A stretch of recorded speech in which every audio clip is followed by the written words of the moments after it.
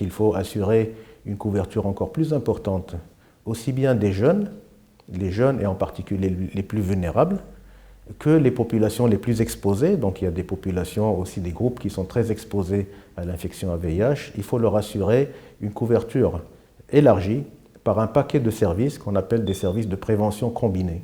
Donc un ensemble de services qui vont permettre justement de réduire leur vulnérabilité par rapport au VIH. Il y a d'autres cibles qui concernent l'égalité entre les sexes. Donc c'est aussi un élément très important qui a été intégré parmi les cibles de l'ONU-SIDA. C'est pour œuvrer pour justement assurer l'égalité entre les sexes, mais aussi réduire la violence fondée sur le genre, qui est aussi un déterminant important de la propagation du VIH. Il y a aussi d'autres cibles en matière d'élimination de la transmission de la mère à l'enfant. Donc on sait que les femmes enceintes séropositives donc, transmettent le VIH à leurs bébés. Et donc il y a eu beaucoup d'efforts qui ont été faits au cours des dernières années. Actuellement, la couverture des femmes enceintes par le traitement antirétroviral dans le monde a atteint 73%.